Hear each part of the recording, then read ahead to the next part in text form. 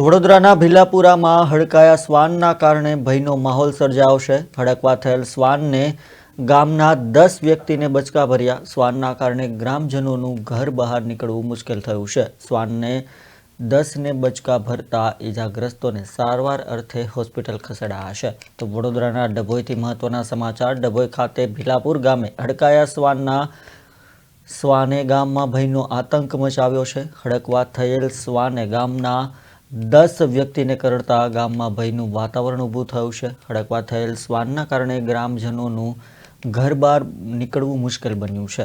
શ્વાને 10 જેટલા લોકોને હાથે પગે બચકા ભરતા ઈજાગ્રસ્તોને સારવાર અર્થે ડભોઈ તેમજ સયાજી હોસ્પિટલમાં ખસેડવામાં આવ્યા છે। ત્યારે હડકવા થયેલ શ્વાનના પગલે ગામમાં ભયનું વાતાવરણ પણ જોવા મળ્યું। નમ્ર વિનંતી છે કે આ કૂતરાઓને પકડી અને એમના હવાલે કરે અને એમનું ખસીકરણ કરી યોગ્ય ન્યાય મળે એ રીતે ભીલાપુર ગામમાં મદદની જરૂર હોય તમામ અધિકારીઓ લાગતા વળગતા આમાં આવે એવી નમ્ર છે।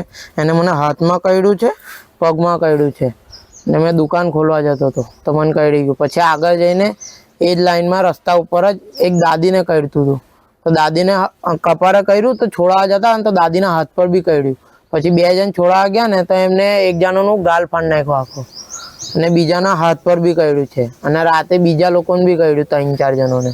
કુલ ટોટલ 10-12